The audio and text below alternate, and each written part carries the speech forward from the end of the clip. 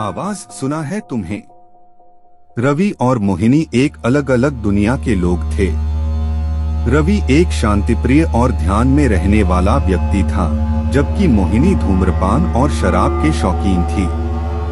दोनों की शादी हो गई थी, पर जिंदगी उन्हें अपनी जगह नहीं दिखा रही थी। उनके पास एक खूबसूरत फ्लैट था, जिसकी सभी सुविधाएं थीं, पर रात को जब बाहर की आवाजें चिल्लाने लगती थीं, तो मोहिनी को अपने घर में किसी अजीब चीज का एहसास होता था। एक रात जब रवि वापस लौटा, उसने दरवाजे पर मोहिनी की आवाज सुनी, कौन है? लेकिन जब वह जवाब देने गया, तो मोहिनी बिल्कुल भी अंदर नहीं थी। दिन भर के बाद जब मोहिनी अपने कमरे में समय बिता रही थी, तो वह उसी आवाज को फिर से सुनी। लेकिन इस बार वह अपने कमरे की दिशा में जाकर देखने गई तो वहाँ कोई भी नहीं था। एक दिन जब मोहिनी एक साथ अपने घर के अनेक कमरों में घूम रही थी, उसने एक पुराने कपड़ों के डिब्बे को खोला।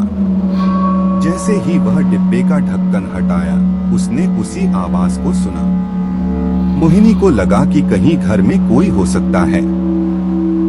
वह डर के साथ डिब्बे की ओर बढ़ी और वहां से एक गहरी आवाज आई, मदद करो। मोहिनी की आंखों में आंसू आ गए।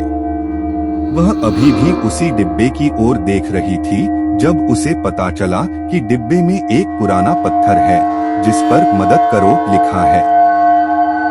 मोहिनी ने उस पत्थर को उठाया और उसे अपने पास ले जाकर उस पत्थर से बात की, कौन हो तुम और क्या चाहते हो? पत्थर से फिर से वही आवाज आई, मदद करो, जल्दी से मदद करो। मोहिनी डरकर बिल्कुल भी समझ नहीं पा रही थी कि यह सब क्या हो रहा है। वह रवि के पास गई और उसे सब कुछ बताया। रवि भी आश्चर्य में था, पर वह अपनी पत्नी के साथ होने वाले इस अजीब से घटना को अच्छी तरह समझ रहा था। उन्होंने मिलकर उस पत्थर को उसी स्थान पर वापस रख दिया और समझाया कि यह सब उनकी गांव की एक पुरानी कहानी से जुड़ा हुआ है। जब किसी की मदद की जाती है और वह इस संसार से चला जाता है, तो उसकी आत्मा अपनी अधूरी इच्छाओं को पूरा करने के लिए वापस आती है।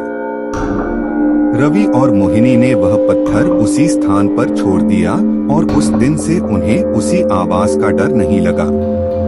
पर उनकी यह घटना दूसरों को यहाँ की पुरानी कहानी के बारे में बताने के लिए अच्छा सबक बन गया। यह कहानी हमें यह दिखाती है कि हमें किसी भी अजीब घटना को अपने मन में बिना समझे नहीं लेना चाहिए। जिंदगी में हर चीज का कोई न कोई रहस्य होता है और हमें उसे समझने की कोशिश करनी चाहिए।